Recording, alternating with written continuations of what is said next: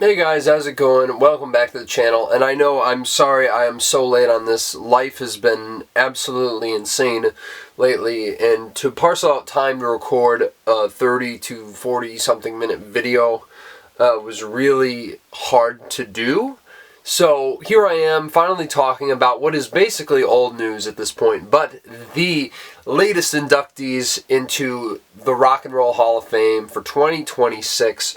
Lots to say about this class in particular because I feel like it is a signification of a lot of different things and variables that goes into the voting committee and the body that is present and who they're representing and whatnot. But we might as well just get into it. And here are the performers that were inducted into the main category: Phil Collins, Billy Idol, Iron Maiden, Joy Division New Order, Oasis, Sade, Luther Vandross, and the Wu-Tang Clan. And then for the Early Influence Award, we have Celia Cruz, Fela Kuti, Queen Latifah, MC Lyte, and Graham Parsons. And for the Musical Excellence Award, we have Linda Creed, Arif Mardin, Jimmy Miller, Rick Rubin. And for the Ahmet Ertegun Award, we have none other than Ed Sullivan. So, yeah, there's a lot that I've been processing with this class. A lot of things that I'm shocked by, or shocked by the fact that some of these people represented here weren't already in the Hall of Fame, but we'll get into that. But let's start with what I think is probably the biggest takeaway for me, the thing that I'm personally most excited about. Oasis finally got in on their third, I think this was like their third or fourth nomination. And it makes sense. They're one of the biggest pop rock acts from the 90s. They just are coming off of the big reunion tour that they did last year. Really, this couldn't have been a better time to induct this group. And I feel like if there was any iconic act that they had to induct this year, it is absolutely Oasis. I definitely am also excited about the fact that Joy Division and New Order got in. Ian Curtis and the gang finally recognized by the Rock Hall. And I know that, you know, this is a very, very critical favorite, I'd say, amongst a lot of music fans, and it was one that you would feel like the Rock Hall was a little adverse by. This is their third nomination, and so finally seeing them get in is a huge deal for that kind of, you know, indie rock, new wave sort of music, and fans of these groups. I really do think that this was the best way to do it, and I'm glad to finally see them recognized for that. And then we also have to talk about Phil Collins, who I think won the fan vote by a landslide, but this makes sense. I mean, you know, he's not doing that great to begin with, and it just makes sense that Phil Collins would be inducted twice into the Rock and Roll Hall of Fame. Of course, first for Genesis and then as a solo artist. I mean, this guy has so many hits, even if I haven't listened to his whole discography. I mean, who can forget that? I can feel it. I mean, come on, everybody knows In the Air Tonight. Even like his cover of the Supremes' You Can't Hurry Love. His stuff with Tarzan, which, you know, I know some people are still upset he won the Oscar for. Well, now, I apologize, or not apologize, not my fault, but I'm sorry that you guys didn't win Best Song, but how great was it to be nominated? It doesn't matter, because losing just makes it horrible. It all, you know, it's terrible to lose, and to lose to Phil Collins especially. It's really hurt me a lot, and I'm ready to do some heavy drinking. But this guy is a legend. He's a pop music icon who has been around since the 70s. It just makes sense that now is the time to finally honor him while he's still with us.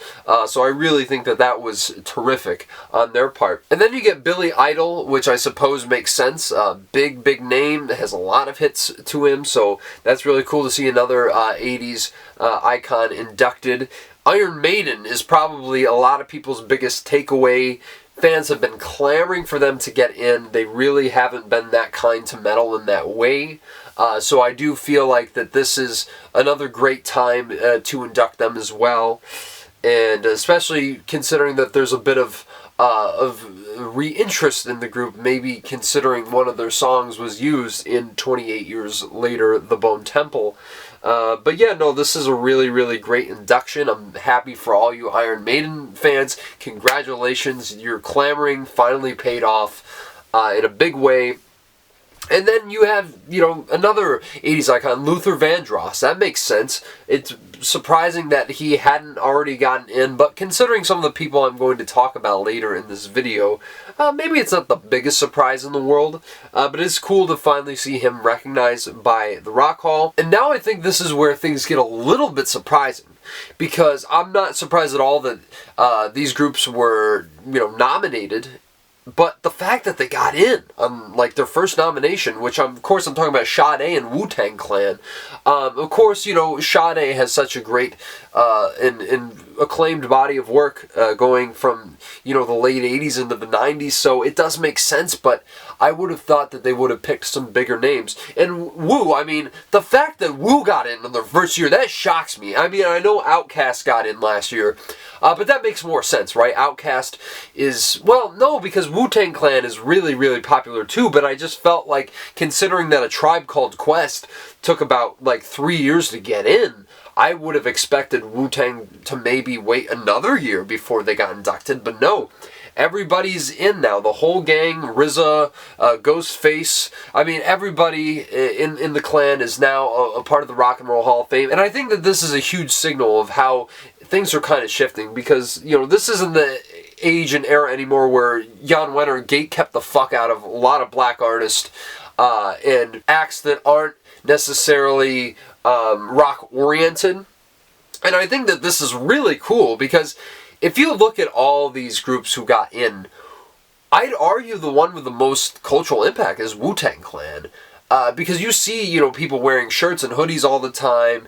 Cream, I mean, that's an acronym that everybody uses all the time. Just for each of these rappers' solo artists alone, I feel like this collective is so wide-reaching in scope and cultural impact that it makes sense, but it's really cool to finally see that shift happening. My only issue is when you look at the people who didn't get in, and you get to Jeff Buckley, which I thought was he was absolutely going to get in. He would have been my number one pick to get in. I feel like this is an artist that the Rock Hall was made to induct. And so the fact that he didn't get in his first year of eligibility is absolutely insane to me. And the fact that it took him this long to get nominated in the first place, that's probably the biggest shocker. No, actually, the fact that Mariah Carey is on her third nomination, she still didn't get in. And arguably, I would say she's right up there with Wu in regards to cultural significance. And I feel like a lot more people know who Mariah Carey is. So I'm really shocked that they still haven't put her in. What I wasn't shocked by not getting in our first nomination is Miss Lauryn Hill herself. But, I mean, honestly, that's fair. I do feel like she's going to get in the next year or so. So I'm not too worried about her. But Jeff Buckley, that's kind of insane. And Mariah Carey, I really don't know why it's taking them so long to get her in. But yet again, Rage, it took them 4 or 5 tries to get in, so, and they don't even care, obviously. But at the same time, I felt like it would have been cool to finally see her get in this year and get her flowers. But yeah, I'm not really shocked that any of the other nominees didn't get in this particular year. I think that they're all going to get another chance again. Very, very soon. But let's talk about the Early Influence Award. Queen Latifah, of course, it's really great to see her get in. She was so influential in early hip-hop. Same with MC Lyte, 2 female rappers, so it's nice to see that kind of representation. Celia Cruz, obviously, is, a name that, goes back a century almost, and so absolutely great to see that kind of legacy recognized. And Fela Kuti, I'm surprised that it took him this long to get it. For some reason, I thought he had already gotten it. I think he had been nominated before, but they didn't induct him as a performer, which I suppose is fine. He's still in there nonetheless. And the one that really shocks me is Graham Parsons, because I believe Rolling Stone back in the day had him in their top 100 artists, and he just got inducted? That's kind of weird to me, but cool to see him in there.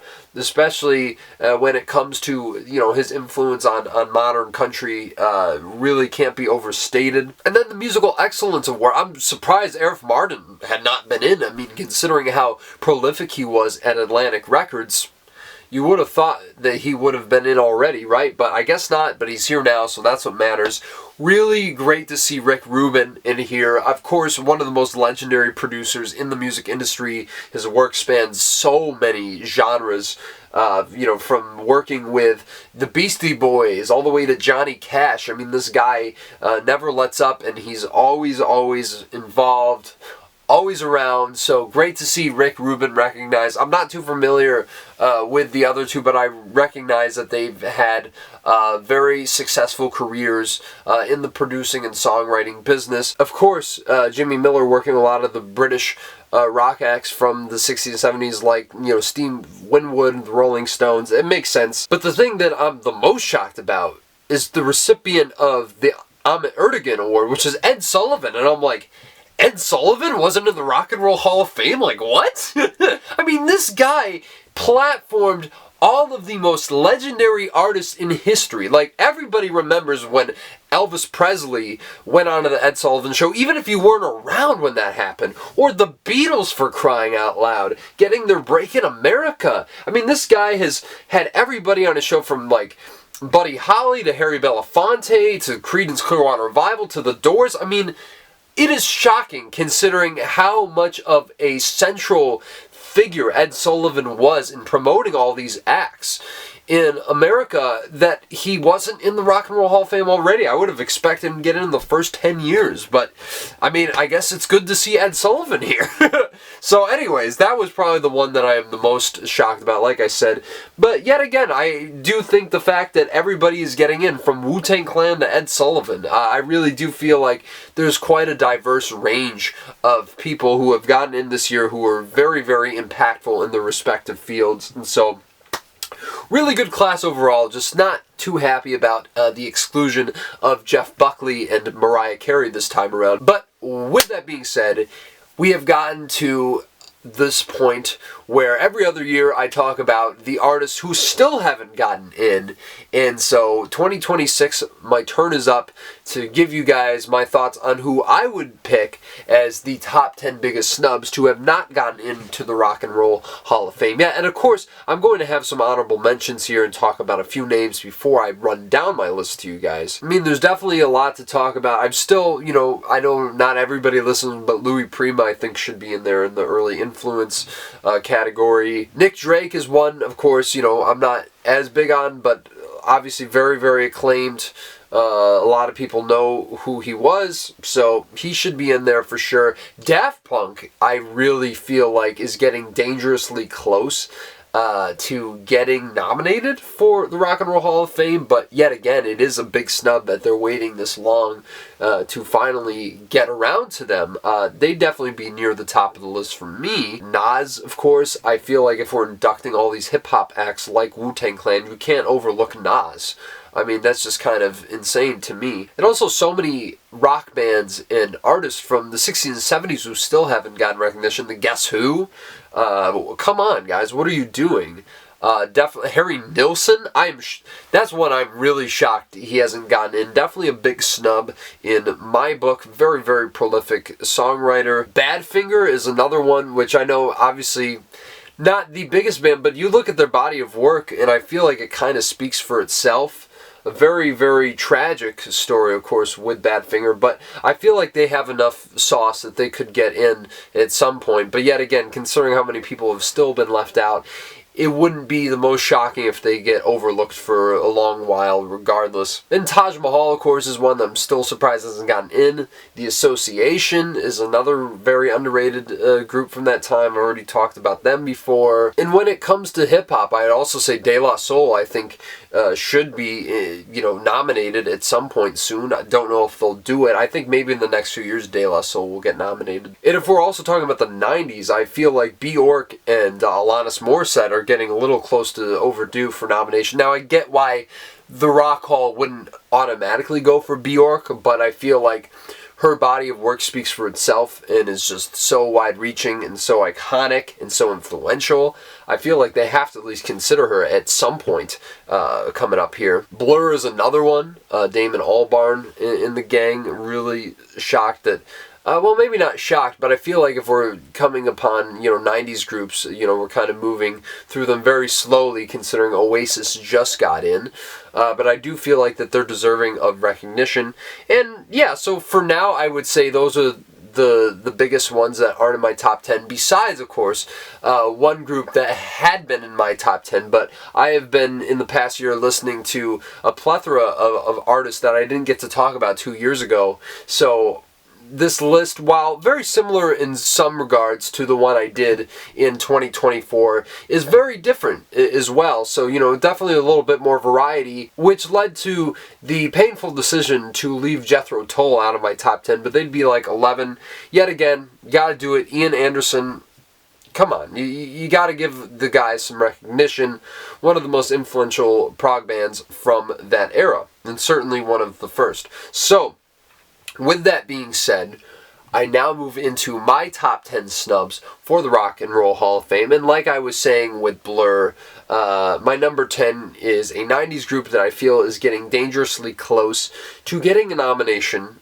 Very beloved group by many, and that, of course, is Weezer. I had them on my list last time, maybe a spot higher, but still, I really do feel like, come on. I mean, they have enough clout and iconic classics under their belt, and, maybe some misses here and there, you could say, but I don't feel like that really affects the level of impact that they have had in that specific sphere of, alternative rock music from the 90s. Just the Blue Album alone. What do I really need to say about Rivers Cuomo and the gang? So, Weezer is number 10 for me, and at number 9 is another one that I've been talking about for years, and still I don't give a shit if they're too soft or whatever the bullshit argument is against them. That, of course, is the Carpenters, Karen and Richard Carpenter. I mean, one of the most iconic soft rock duos of the 1970s. Karen with that soaring, heavenly contralto voice. So many hits. Don't really need to say too much about them because I've been talking about them for about half a decade now. So not much has changed there, but I still feel like that they are very, very deserving of a nomination at the very least. And then at number 8, I'm surprised he's this low. Another one I've been talking about for years, and that is Jim Croce, one of the most, I'd say, prolific songwriters of the early 1970s who, died so tragically young. I really don't know when you have a streak of that many iconic hits how you aren't in there, but I mean, what the fuck do I know? So Jim Croce still not in there really, really hurts me. But I think what really hurts me even more, at number 7 here, I have Roberta Flack. And it's like, what? Like, how has she never been nominated? How has she been overlooked? And people who, were influenced by her, like Lauryn Hill, for example, because obviously I think Lauryn getting nominated this year was extremely deserving. She would have been near the top of my list to induct. But, I mean, without Roberta Flack's version of Killing Me Softly, you don't get what she did with the Fugees, right? And Roberta Flack has one of the greatest discographies I've ever seen. I mean, I haven't talked about it on this channel, but that album, Killing Me Softly, is a perfect album for me. It's like top 5 albums of all time, and there are like less than 10 albums I would say are perfect, that I'd consider perfect.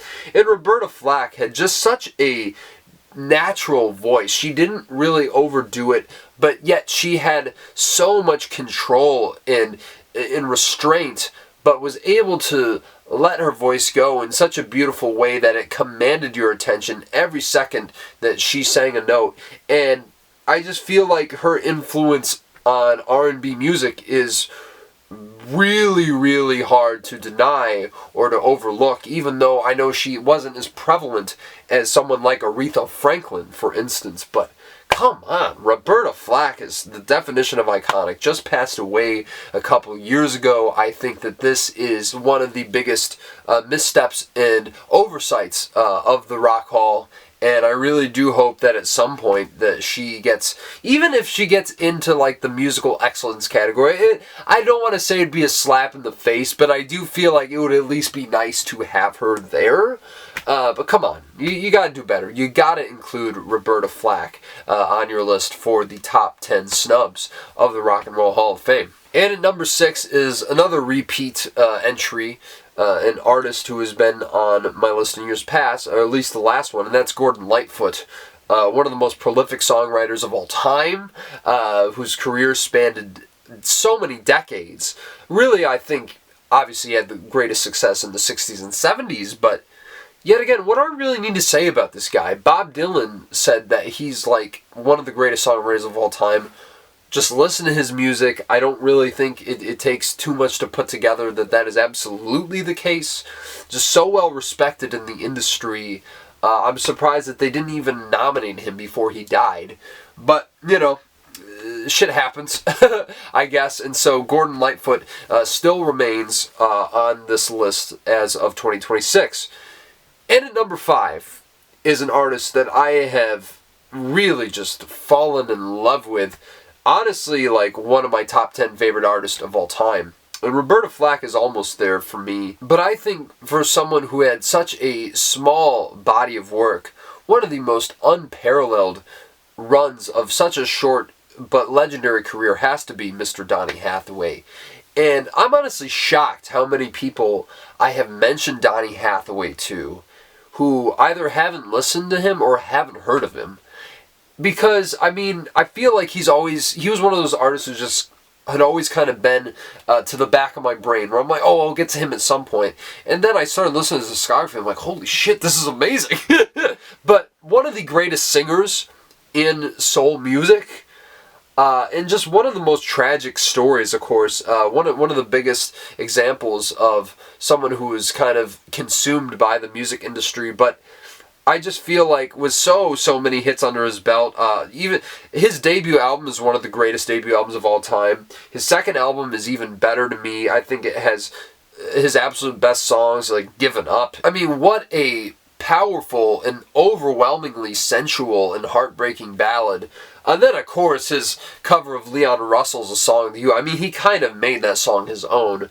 It's kind of become his signature song. And then, of course, like, hopping back to the debut album, you have, like, The Ghetto, which is just one of his best achievements. His live album, Donny Hathaway Live, is absolutely one of the best live albums of all time. And even his last album is a top 100 album. All these albums are amazing. And of course, you know, the work he did with Roberta Flack as well, their pairing together, really just makes me scratch my head why he's never been acknowledged by, you know, and I think that this could continue going on into the future, because I feel like not enough people know about Donny Hathaway to really properly recognize him in the way that he should be. I mean, Amy Winehouse mentions him in Rehab, and that song has kind of, you know, secured an iconic status, but for some reason Donny Hathaway hasn't in the same way. So really, for me, I think he's one of the greatest artists of all time, and I really don't know why people have overlooked him for so long. So have to throw Donny Hathaway that high up on the list. And at number 4 is one that I'm really, really shocked. Like, this is probably the most shocking one to me, even though I think maybe some that are above her deserve to be in there more.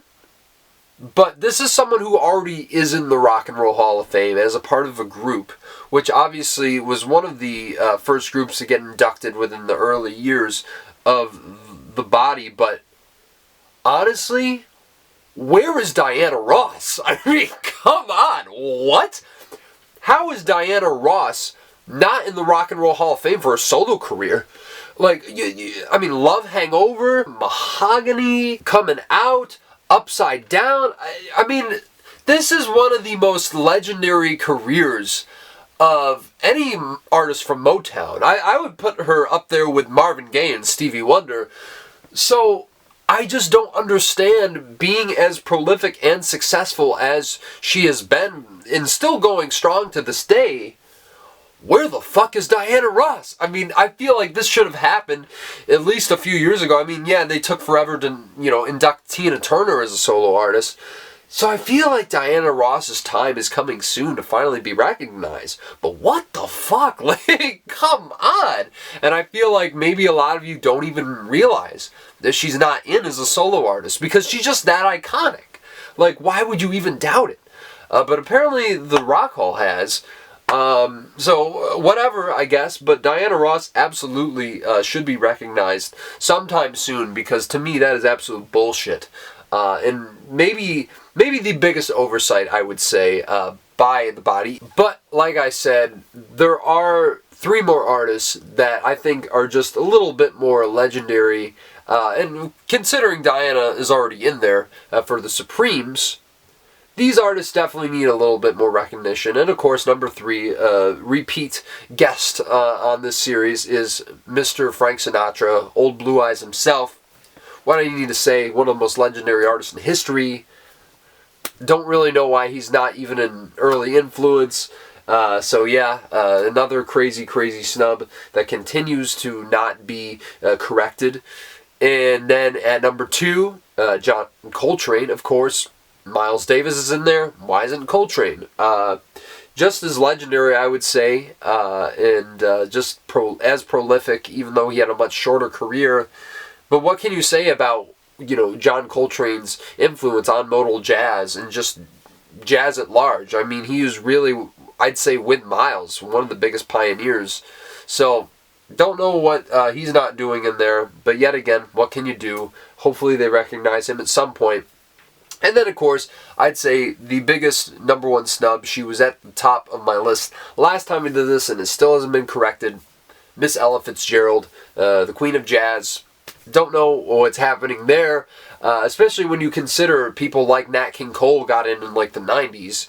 I feel like Ella Fitzgerald is maybe even more well-regarded, and that's not to knock Nat King Cole. I feel like a lot of people still love and respect him, and still is very well known to this day. But Ella Fitzgerald, you talk to anybody at any age, and they say, oh, Ella was amazing.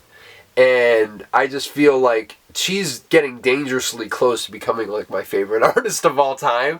So the fact that someone spans so many generations of music lovers and had such a prolific career, like, I don't know if there's any artist who has more great records than Ella Fitzgerald does. And so still, it kind of makes me scratch my head and go, what the hell, guys? What are we doing here? Just induct her as an early influence. It's not that hard. I mean, you put Celia Cruz in, so obviously you can put in Miss Ella Fitzgerald, but whatever. That's my number 1. It's probably going to remain that way, hopefully not for long. But if the longer they continue to wait to put her in, that is absolutely going to be the case.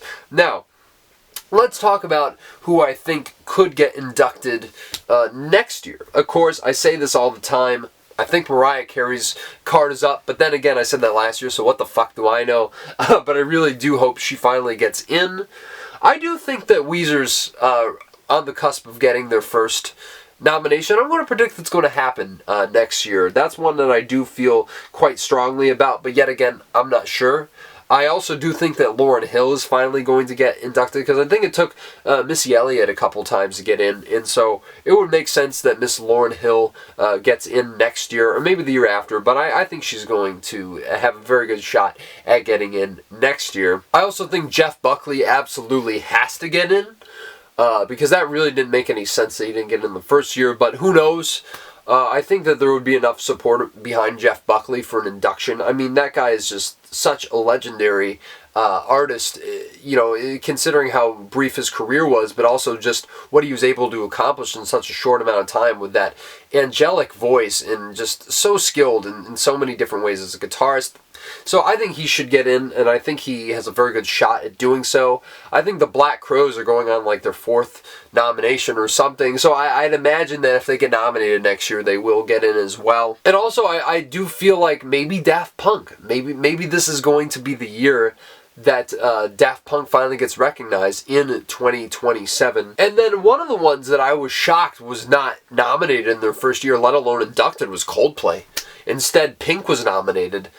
And I was like, wait, what? Like, I know Pink is popular, and it's no disrespect or shade at her, but, like, Coldplay is, like, legendary in the early 2000s. You know, Yellow, and then everything with a Rush of Blood to the Head, Clocks, The Scientist, and then Viva La Vida, all that stuff. Like, I really don't know why they weren't nominated first time. And so I do feel like Coldplay might get nominated. And I feel like Coldplay is one of those groups, it's like if they do get nominated, they'd probably get inducted on their first go-around. But who's to say? I feel like maybe at least by their second. But I obviously do not know these things, and I am not on the committee. So I can only make, you know, some logical guesses here. But I think probably the most logical prediction I'm going to make here is one of the performers, and probably the only performer who will get nominated and inducted in their first year of eligibility, and that's Queen Bee. I mean, Beyonce, come on. I really don't see how this does not happen, of course, considering her hubby got in, Jay-Z, his first year. I think when you're comparing someone like Beyonce to Mariah Carey, who of course is a cultural icon in her own right, I feel like Beyonce has much more critical respect and also success. I mean, what she has been able to do, especially in the last 10 years of her career, is so cataclysmic that I don't think many artists can ever, you know, get to that level of cultural success and just creative success as well that Beyonce has. So to me, that's a no-brainer. Like, I would be shocked. Like, she's definitely getting nominated, but I would be shocked if she doesn't get in. So that's probably my biggest prediction, and probably the one I feel the most comfortable making. But yeah, those are my thoughts on this year's inductees into the Rock and Roll Hall of Fame and the upcoming ones as well. So let me know what you think. Tell me some of the artists that you think that they still unfairly overlook year after year. I probably will agree with you, or put me on to someone that I haven't really thought about getting in. Would love to hear all your thoughts on that. And please smash the like button, subscribe to the channel if you want to see more videos like this. I do this one every year, minus the, you know, the snubs. Like I said, that's every other year, so expect me to talk about them again in 2028. But as of now, thank you for tuning into this video. Always appreciate the support. And keep loving good music. And yeah, I'll talk to you soon.